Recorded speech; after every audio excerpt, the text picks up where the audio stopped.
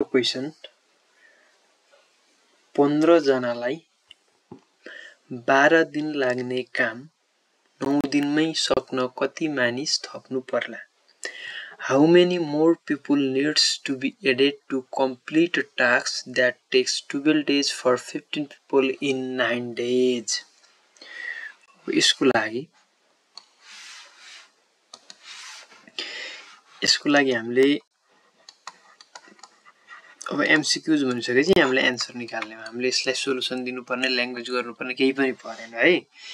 12 जना यहाँनेरि मान्छे मेन र डेजको कुरा छ। मेन र डेजको कुरा छ। 15 जनालाई 12 दिन लाग्ने। 15 जनालाई चाहिँ 12 दिन लाग्थ्यो। अब काम कति दिनमा थप्नु सक्नु पर्यो?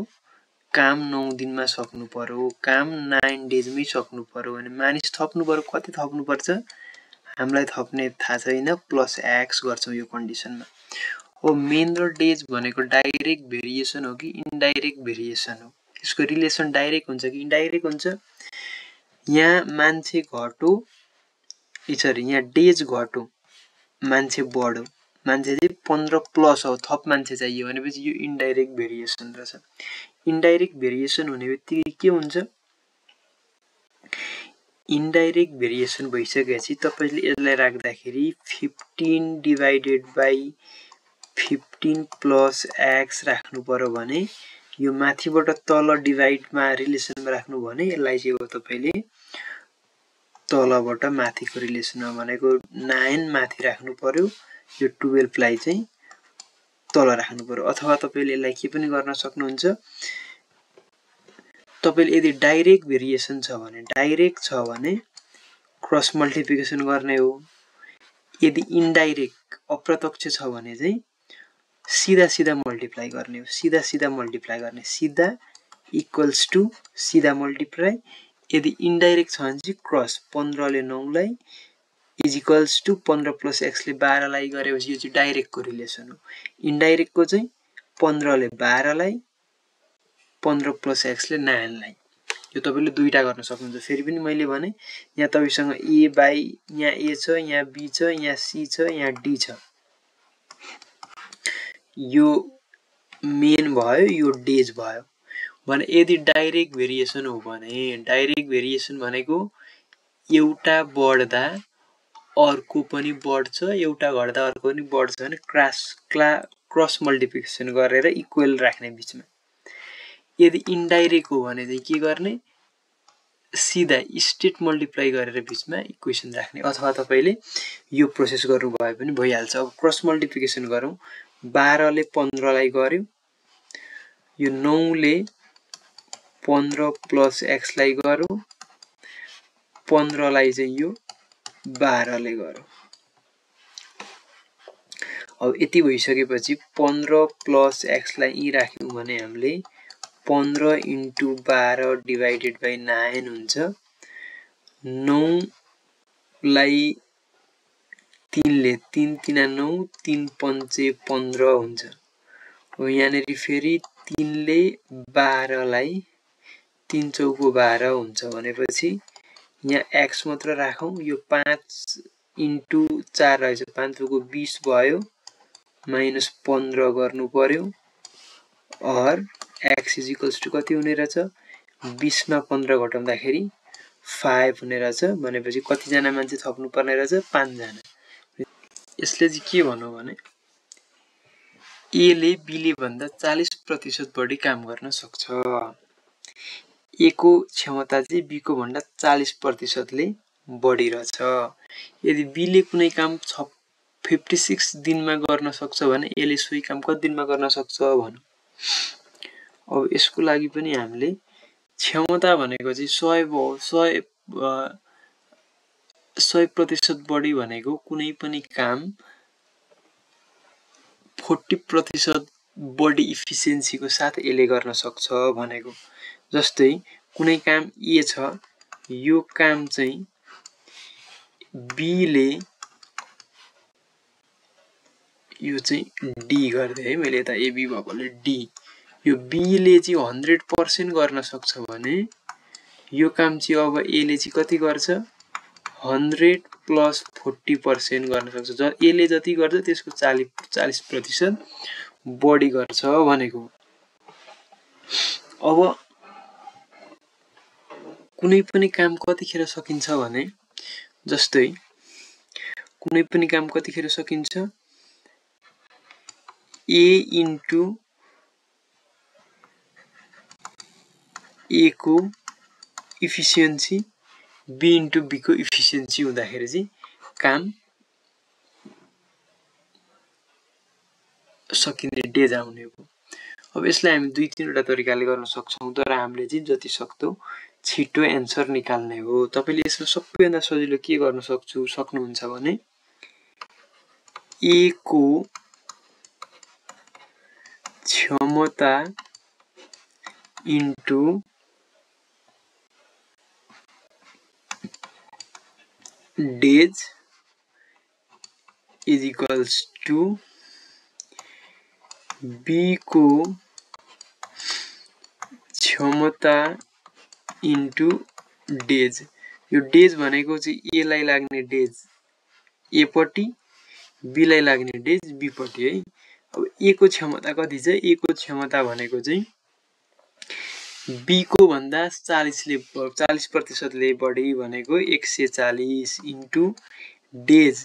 ए को डेज चाहिँ हामीले निकाल्नु छ, त्यही भएर यसलाई मैले x राखे इक्वल्स टु बी को क्षमता 100, बी को 100 भएकोले ए को 140 भएको इन्टु डेज भनेको चाहिँ यो प्रतिशतमा आएपछि चाहिँ 100 मै हुन्छ है। अघिल्लोको 100 मा हुन्छ र 40% बढी चाहिँ 100 मै हुन्छ। फेरि 90 र 40 गरेर 130, यसको 90 र यता 130 राख्दा नि त डिफरेन्ट त 40 कै हो भन्ने कुरा हुन्छ।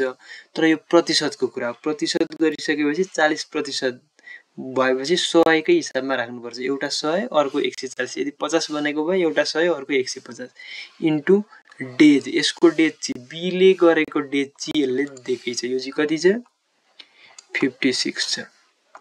और x इज इक्वल्स टु कति हुन्छ 100 इन्टु 56 डिवाइडेड बाइ 140, 0 0 क्यान्सिल, 14 ले यसलाई 4 चोटि जान्छ, 10 into 4 is equals to 40 days हुने रहेछ। यो चाहिँ हाम्रो एन्सर भयो। क्वेशनले के भन्यो भने ए ले कुनै कामको 1/3 भाग काम 5 दिनमा र बी ले सोही कामको 2/5 भाग 10 दिनमा सक्छन् भने दुवै मिली पूरा काम कति दिनमा गर्न सक्छन्? If A can complete 1/3 of job in 5 days and B can complete 2/5 of the same job in 10 days, how many days will it take for both of them to complete the whole job together? अब यस क्वेशनलाई हामी यदि normally भए के गर्थ्यौं, सुरुमा 1/5 बाट 1/3 5 दिनमा लाग्छ भने ए लाई कति दिन लाग्छ निकाल्थ्यौं। यसलाई पूरा काम गर्न 15 दिन निकाल्थ्यौं हामीले। तपाईलाई जानेको जुन प्रोसेस छ लङ प्रोसेसमा जाँदाखेरि बी ले 2/5 बनाएछ, बी ले 2/5 गर्थ्यो भने चाहिँ अब यसको पनि हामी कति दिन लाग्छ निकाल्थ्यौं र दुईटैको निकालिसकेपछि चाहिँ हामी के गर्थ्यौं 25 दिन आउँथ्यो सायद यसको, र हामी त्यो निकालिसकेपछि दुईटैले कम्बाइन गरेर चाहिँ कति दिनमा सक्छन् भनेर पूरा कामको निकाल्थ्यौं। तर यस्तो खालको क्वेशनमा चाहिँ हामीलाई अलिकति सर्टकट चाहिन्छ। सर्टकट चाहिँदा चाहिँ हामी के गर्छौं अब सर्टकट चाहिँदा के गर्छौं भने ए ले एक दिनमा कति गर्छ? ए ले एक दिनमा 5 दिनमा 1/3 काम गर्छ भनेपछि एक दिनमा अझै थोर गर्छ भनेको 1 divided by 5 into 3 is equals to 1 divided by 15 गर्छ। त्यस्तै बी ले एक दिनमा कति गर्छ? बी को पनि एक दिनको निकालौं। बी ले पनि एक दिनमा, बी ले 10 दिनमा चाहिँ 2/5 गरेछ भने अब एक दिनमा कति गर्छ? एक दिनमा अझै थोरै गर्छ। 10 दिनमा भन्दा त एक दिनमा थोरै गर्छ भनेपछि 5 इन्टु 10 डिवाइडमा आयो 10 1 जा 10 10 5 भनेपछि माथि 1 डिवाइडेड बाइ तल कति रहने रहेछ 25 रहन्छ भनेपछि यो भनेको 2 डिवाइडेड बाई 5 into 10 हुन्छ इज इक्वल्स टु 1/25 हुन्छ। यति भइसकेपछि चाहिँ अब हामीले दुईटाको कम्बाइन निकाल्नु पर्यो। ए प्लस बी ले प्रोसेस चाहिँ माथिकै हो, तपाईले यदि पुरै ल्याङ्ग्वेज गर्नुहुन्छ भने चाहिँ तपाईले एकदम ल्याङ्ग्वेजमा गर्दा सबै स्टेप लेखेर गर्नु पर्यो फर द 5 मार्क्स अथवा 10 मार्क्स। अब यो सर्टकटमा चाहिँ तपाईले आफूले बुझ्ने गरी गर्ने हो। एक दिनमा चाहिँ कति हुन्छ, एक दिनमा यो दुईटाको एक दिनमा गर्नको लागि यो दुईटालाई जोड दिने हो। 1/15 प्लस 1/25, 1/15 र 1/25 यो दुईटैको एलसिएम कति हुन्छ, एलसिएम लिनुहोस्। दुईटैको एलसिएम 75 हुन्छ। 75 ले 15 लाई 5 चोटी प्लस 25 ले 75 लाई 3 चोटी इज इक्वल्स टु यो भनेको कति हुन्छ 8 डिवाइडेड बाई 75 हुने रहेछ। 8 डिवाइडेड बाई 75। 8 डिवाइडेड बाई 75 भनेको कति हो, यसलाई 9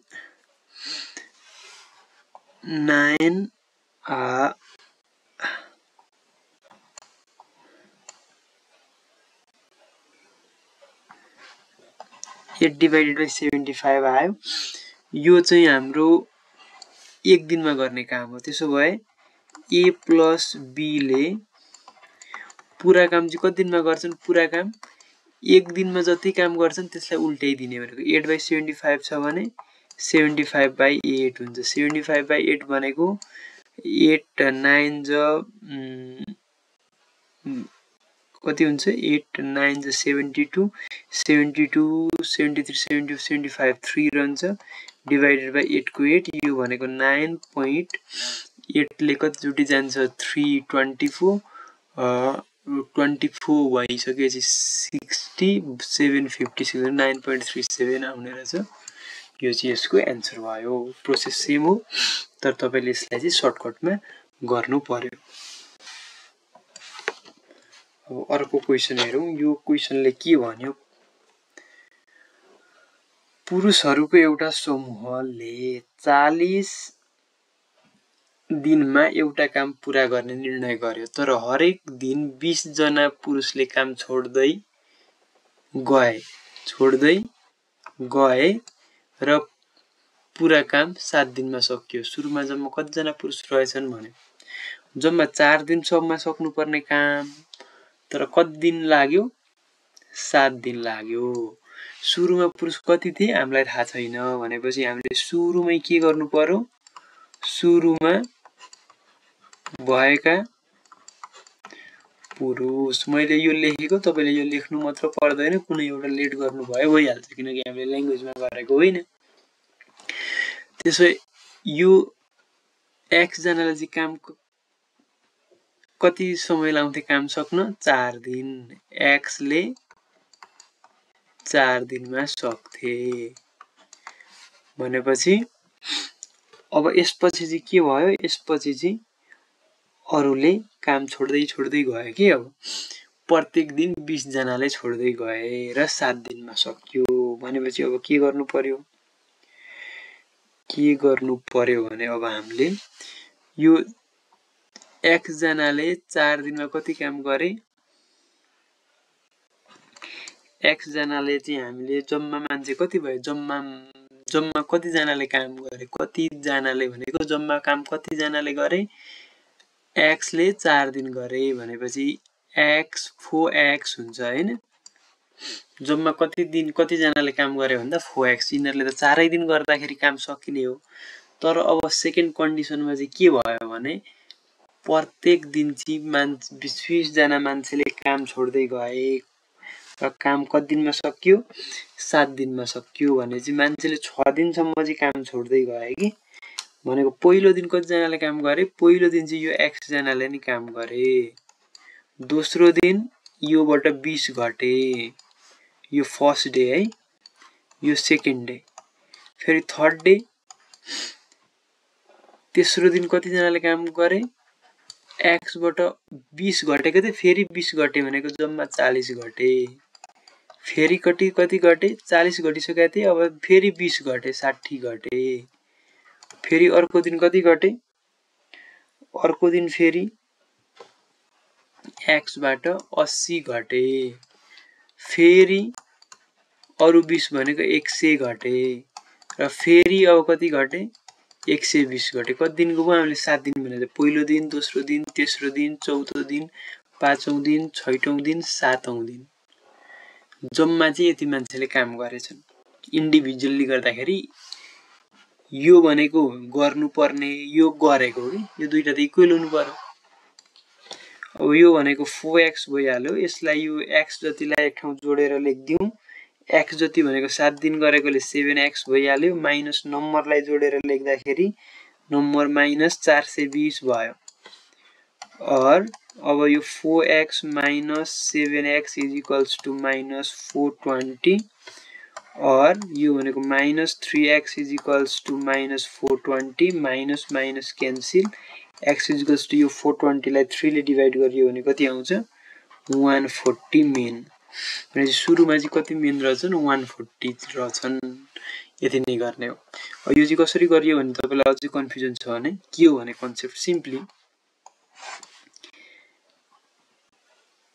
x जना मान्छेले चाहिँ 4 दिन काम गर्छन्। 4 दिन काम गर्छन् भनेको इन्डिभिजुअल निकालेको हो कि हामीले। इन्डिभिजुअल चाहिँ जम्मा चाहिँ कति मान्छे युज भयो त, प्रत्येक दिन x जना युज भयो भने 4 दिनमा 4 इन्टु x युज हुन्छ नि। जस्तै प्रत्येक दिन 20 जना युज भएको छ भने 4 दिनमा कति युज हुन्छ 4 इन्टु 20 इज इक्वल्स टू 80 जना युज हुन्छ। त्यसरी नै हामीले टोटल निकालेको। तर अब के भयो प्रत्येक दिन 20 जनाले छोड्दै गए र काम कति दिनमा सक्यो 7 दिनमा सक्यो। पहिलो दिन सबैले काम गरे प्लस दोस्रो दिन 20 जनाले छोडे, फेरि तेस्रो दिन अरु 20 जनाले छोडे, चौथो दिन अरु 20 जना, पाँचौं दिन अरु 20 जना, छैटौं दिन अरु 20 जना, सातौं दिन अरु 20 जनाले छोडे। प्रश्न के छ भने 42 जना महिलाले एउटा काम 18 दिनमा गर्न सक्छन् भने 21 दिनमा सोही काम कति महिलाले गर्न सक्छन् भनेको छ। यो पनि एकदम सिम्पल छ। सिम्पल किन छ भने यहाँ वुमन यहाँ डेज है। अब 42 जनालाई चाहिँ कति दिनमा गर्न सक्छन् भनेको छ 18 दिनमा गर्न सक्छन् भनेको छ।